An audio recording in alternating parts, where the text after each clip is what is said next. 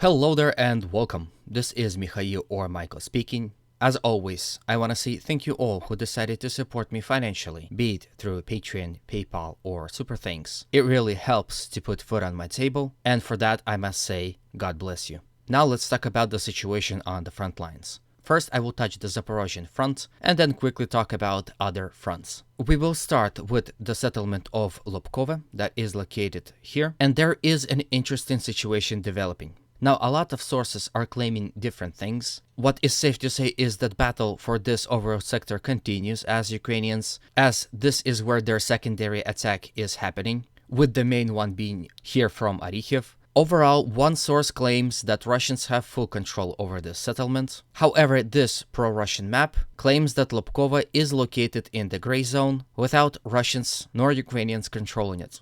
Recently, I've watched pro-Ukrainian sources, and they claim that Lopkova is being taken by the Ukrainian forces. Now, it is up to you which source reports the truth and which one is lying. In my opinion, that it is most probably that Lopkova is in the gray zone. If we go to a topography map, we can see that the control of the settlement is impossible for the Ukrainian forces, as Lopkova is located in the valley right in front of a tactical heights controlled by the Russians. You have to understand that control over Lopkova doesn't hold any strategical value. Again, it's located in the lowlands, and it is almost impossible to defend due to the fact that it is located right in between two tactical heights. What's important for the Russians is to control this front line. Now, I've read some of the comments under my videos is that controlling tactical heights hold no tactical or strategical value. However, the reason why Ukrainian attacks towards Lopkova were failing one after another is because Ukrainians were forced to advance on the open fields. Russians controlling the tactical heights were able to spot them immediately, and due to the fact that this is an elevation and this is the lowland, these force lines did not provide Ukrainian troops with any cover. And that's why I think that even if Lopkova is lost by the Russians, it is not crucial because Russians would control the tactical heights that not only overlooks these settlements, but also overlooks possible Ukrainian offensive operations in this sector. Overall, it is safe to say that Ukrainian advancements in this sector did not see any success, and Russians were able to repel all the attacks. From Lopkova, let's go to the Orikhiv front, where the main Ukrainian push happened and happening as of right now. Once again, Ukrainians were able to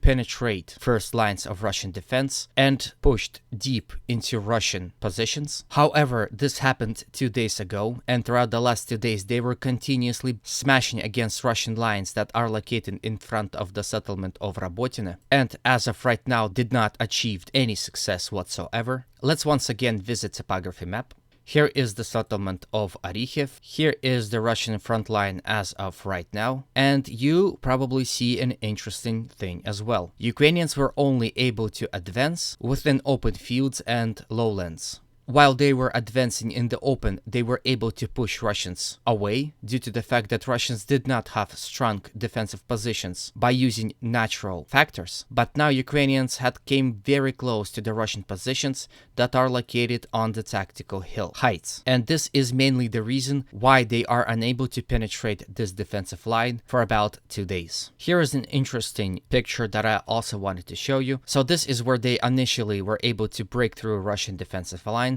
But as you can see, Russians didn't have strong defensive positions in this sector, and only now they are reaching secondary defensive lines. Once again, like the situation in Lopkova, Russians are controlling the tactical heights, which allows them to easily spot and destroy advancing Ukrainian columns here in the lowlands. So Ukrainians are taking a lot of casualties without even reaching the front line. There is a video of Russian drones dropping munitions on abandoned Bradleys in attempt to destroy them or damage them to a point where they could not be recovered.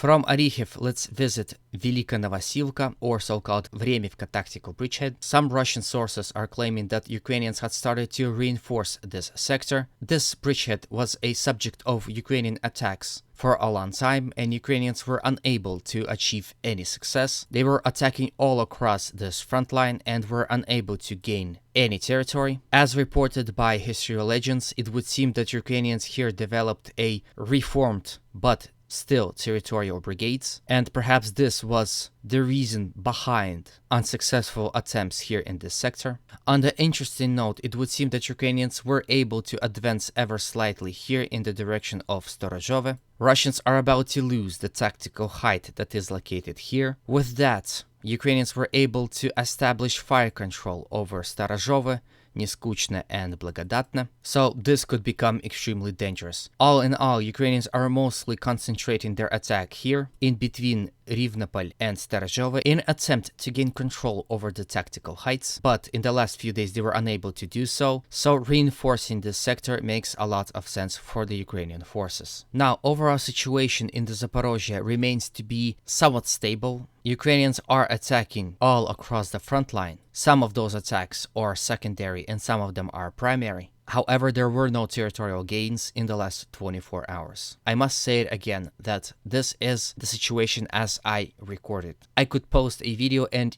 immediately the situation would change. So it is very important to ring that notification bell so you could watch my videos as fast as possible and be informed as fast as possible as well. Ukrainian offensive operations did not stop, of course, in Zaporozhye. They are also harassing Russian defensive lines in Avdiivka, attacking towards Vadyane and Apitne, also attacking here in the directions of Krasnogorovka and Novobakhmutivka. Then fighting also continues around Bakhmut. Ukrainians are also attacking in the direction of Zarnikivka, in the direction of Kurdyumovka, across the canal towards Klishevka, and from Ivanivsky towards Klishevka as well. As of right now, no territorial changes are reported. Here in the north, Ukrainians were also very active throughout last 24 hours. They still continue to attack here towards the general direction of Berkhivka. Ukrainian sources are claiming victory here in this sector, while more neutral and Russian sources are claiming that all of those attacks are being repelled by the Russian forces.